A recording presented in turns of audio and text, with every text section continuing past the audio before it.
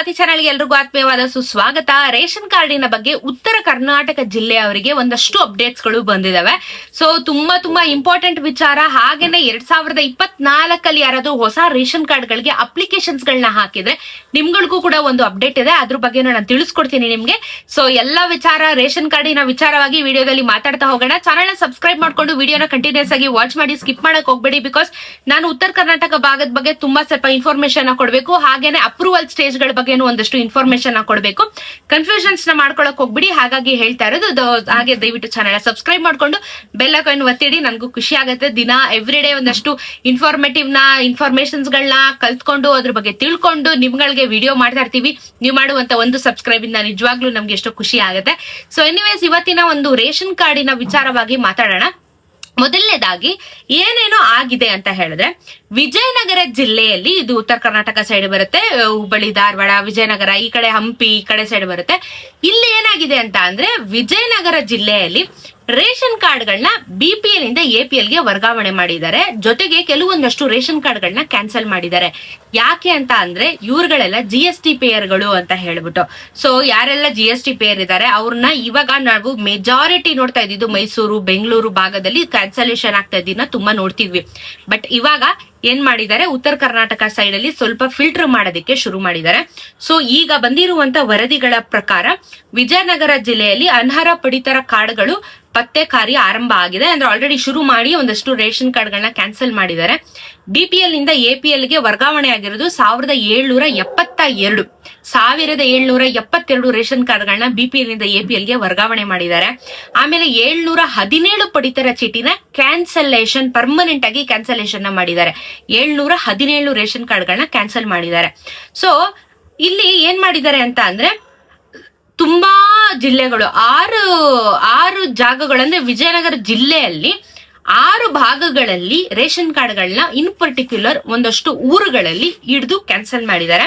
So ಅದ್ರ ಬಗ್ಗೆ ಒಂದು ಶಾರ್ಟ್ ಅಂಡ್ ಸ್ವೀಟ್ ಆಗಿ ನಾವು ವರದಿನ ನೋಡೋದಾದ್ರೆ, ಯಾವ ಒಂದು ಇದರಲ್ಲಿ ಮಾಡಿದ್ದಾರೆ ಅಂತ ಅಂದ್ರೆ, ನಿಮಗೆ ಹೊಸಪೇಟೆಯಲ್ಲಿ 168 ಕಾರ್ಡ್ಗಳನ್ನ ವರ್ಗಾವಣೆ ಮಾಡಿದ್ದಾರೆ.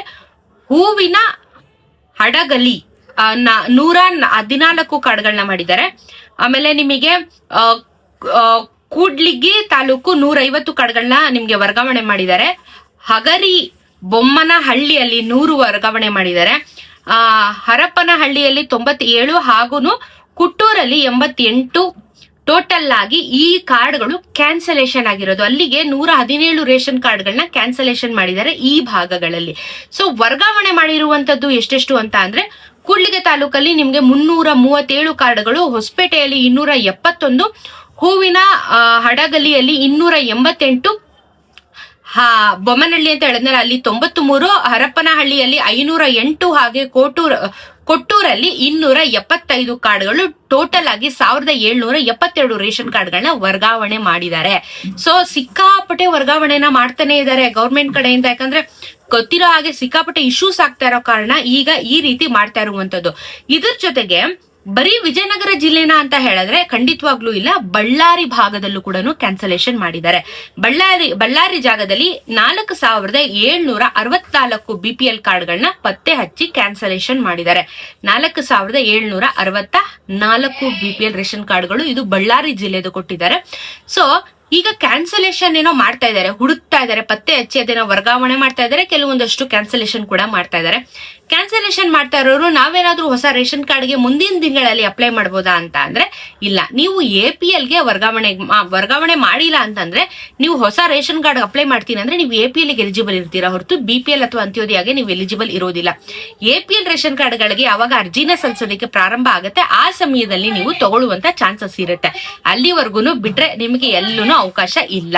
ಸೊ ಅದೇ ಬಿಟ್ರೆ ನಿಮಗೆ ಹೊಸ ರೇಷನ್ ಕಾರ್ಡ್ಗಳಿಗೆ ಅರ್ಜಿ ಯಾವಾಗ ಪ್ರಾರಂಭ ಆಗುತ್ತೆ ಅಂದ್ರೆ, ಸದ್ಯದ ಮಟ್ಟದಲ್ಲಿ ಯಾವುದೇ ರೀತಿಯಾಗಿರುವಂತ ಒಂದು ನ್ಯೂಸ್ ಇದರ ಬಗ್ಗೆ ಅಥವಾ ಇದರ ಅಪ್ಡೇಟ್ಸ್ ಗಳು ಯಾವ್ದು ಬರ್ತಾ ಇಲ್ಲ. ಇದಾದ್ಮೇಲೆ ಈಗ ತುಂಬಾ ಇಂಪಾರ್ಟೆಂಟ್ ಆಗಿರುವಂತ ವಿಚಾರ ಏನು ಅಂತ ಅಂದ್ರೆ, 2024 ಯಾರೆಲ್ಲ ರೇಷನ್ ಕಾರ್ಡ್ಗಳಿಗೆ ಅರ್ಜಿನ ಸಲ್ಲಿಸಿದಿರಾ, ಇದು ಓವರ್ ಆಲ್ ಬಂದಿರುವಂತ ವಿಚಾರ. ಬರೀ ಉತ್ತರ ಕರ್ನಾಟಕ ಭಾಗಕ್ಕಲ್ಲ, ಇಡೀ ಕರ್ನಾಟಕದಲ್ಲಿ 2024 ಯಾರೆಲ್ಲ ಹೊಸ ರೇಷನ್ ಕಾರ್ಡ್ಗಳಿಗೆ ಅರ್ಜಿಗೆ ಹಾಕಿದಿರಾ ಇಂಥವರಿಗೆ ಒಂದು ಅಪ್ಡೇಟ್ ಬಂದಿದೆ. ಏನು ಅಂತ ಅಂದ್ರೆ, ನಿಮ್ಮ ರೇಷನ್ ಕಾರ್ಡ್ಗಳನ್ನ ಮತ್ತೊಮ್ಮೆ ಪರಿಶೀಲನೆ ಮಾಡಿ ಅದನ್ನ ಕಂಪ್ಲೀಟ್ಲಿ ಅಪ್ರೂವಲ್ ಕೊಟ್ಟು ಡಿಸ್ಟ್ರಿಬ್ಯೂಷನ್ ಮಾಡಬೇಕು ಅಂತ ಹೇಳಿ ಗೌರ್ಮೆಂಟ್ ಈಗ ಅನೌನ್ಸ್ಮೆಂಟ್ ಬಂದಿರುವಂತದ್ದು.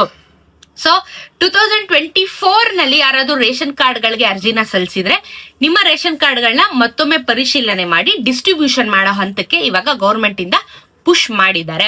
ಸೊ ನೀವು 23, 21 ಹಾಕಿರೋರು, ತುಂಬಾ ಹಳೇ ವರ್ಷ 20 ರೇಷನ್ ಕಾರ್ಡ್ ಹಾಕಿರೋರ್ಗು ಆಕ್ಚುಲಿ ಇನ್ನ ಬಂದಿಲ್ಲ. ಅಂಡ್ ರೀಸೆಂಟ್ ಆಗಂತೂ ಕೇಳಕ್ಕೆ ಹೋಗ್ಬೇಡಿ, ಯಾರಿಗೂ ಬಂದೇ ಇಲ್ಲ. ಸೊ 24 ಬಗ್ಗೆ ಮಾತ್ರ ಈಗ ಅಪ್ಡೇಟ್ ಬಂದಿದೆ. 2024 ಅಪ್ಲಿಕೇಶನ್ ಹಾಕಿರೋರ್ಗೆ ನಾವು ಕ್ರಾಸ್ ವೆರಿಫೈ ಮಾಡಿ ಈಗ ಡಿಸ್ಟ್ರಿಬ್ಯೂಷನ್ ಪ್ರೊಸೆಸ್ಗೆ ಹೋಗ್ತಾ ಇದೀವಿ ಅಂತ ಹೇಳ್ಬಿಟ್ಟು ಕ್ಲಿಯರ್ ಆಗಿ ಮೆನ್ಷನ್ ಮಾಡಿದ್ದಾರೆ. ಸೊ ಹಾಗಾದ್ರೆ 2024 ರೇಷನ್ ಕಾರ್ಡ್ ಯಾರಾದ್ರೂ ಹಾಕಿದ್ರೆ ನನ್ನ ವ್ಯೂವರ್ಸ್, ನಿಮ್ಗೆ ರೇಷನ್ ಕಾರ್ಡ್ ಶೀಘ್ರದಲ್ಲಿ ಸಿಗುವಂತ ಚಾನ್ಸಸ್ಗಳು ಇದೆ. ಅದು ಇವತ್ತೇ ಬರ್ಬೋದು, ನಾಳೆನೆ ಬರ್ಬೋದು, ಒಂದ್ ತಿಂಗಳಾದ್ರೂ ಆಗ್ಬೋದು. ಪೋಸ್ಟ್ ಮುಖಾಂತರ ನಿಮ್ಮ ಮನೆಗೆ ಬರುತ್ತೆ, ನೀವೆಲ್ಲೂ ಹೋಗುವಂತ ಅವಶ್ಯಕತೆ ಖಂಡಿತವಾಗ್ಲೂ ಇಲ್ಲ. ಸೊ ಇದಿಷ್ಟು ಅಪ್ಡೇಟ್ಸ್ ಗಳು ಸದ್ಯದ ಮಟ್ಟದಲ್ಲಿ ಬಂದಿದೆ. ಅಂಡ್ KYC ತಿದ್ದುಪಡಿ ಸ್ವಲ್ಪ ದಿನ ಸ್ಟಾಪ್ ಮಾಡಿದ್ರು, ಅದು ಮತ್ತೆ ಮುಂದುವರೆದಿದೆ. ನೀವು ಇವತ್ತು ಹೋಗಿ ಮಾಡಿಸ್ಕೋಬಹುದು. ಬೆಂಗಳೂರು ಕರ್ನಾಟಕವನ್ನೆಲ್ಲ ನೀವು ಮಾಡಿಸ್ಕೋಬಹುದು ತಿದ್ದುಪಡಿನ. KYC ಬೇಕು ಅಂತ ಹೇಳಿದ್ರು ನೀವು ಮಾಡಿಸ್ಕೋಬಹುದು, ಯಾವುದೇ ರೀತಿಯಾಗಿರುವಂತ ತೊಂದರೆಗಳು ಇರೋದಿಲ್ಲ. ಇದಿಷ್ಟು ಅಪ್ಡೇಟ್ಗಳು ಸದ್ಯದ ಮಟ್ಟದಲ್ಲಿ BPL ರೇಷನ್ ಕಾರ್ಡಿನ ಬಗ್ಗೆ ಇದೆ. ಅಂತ್ಯೋದಯ ರೇಷನ್ ಕಾರ್ಡ್ ಬಗ್ಗೆ ಯಾವುದೇ ರೀತಿ ಅಪ್ಡೇಟ್ಸ್ ಇಲ್ಲ, ಮತ್ತೆ APL ಬಗ್ಗೆನೂ ಅಪ್ಡೇಟ್ ಇಲ್ಲ. ಮೆಜಾರಿಟಿ BPL ಬಗ್ಗೆ ನಮಗೆ ಇನ್ಫಾರ್ಮೇಶನ್ ಬರ್ತಾ ಹೋಗ್ತಾ ಇರುತ್ತೆ. ಸದ್ಯಕ್ಕೆ ಇದಿಷ್ಟು ಅಪ್ಡೇಟ್ಸ್ ಗಳು ಇದಾವೆ. ಸಿಗೋಣ ಇನ್ನೊಂದಷ್ಟು ವಿಡಿಯೋದಲ್ಲಿ. ಚಾನೆಲ್ ನ ಸಬ್ಸ್ಕ್ರೈಬ್ ಮಾಡ್ಕೊಂಡು ಬೆಲ್ ಐಕಾನ್ ಒತ್ತಿಟ್ಕೊಳ್ಳಿ, ನೋಟಿಫಿಕೇಶನ್ಸ್ ನಿಮ್ಮ ಫೋನಿಗೆ ಬರುತ್ತೆ, ಆಗ ವಿಡಿಯೋಸು ಮಿಸ್ ಔಟ್ ಆಗಲ್ಲ. ಸಿಗೋಣ, ನಮಸ್ಕಾರ.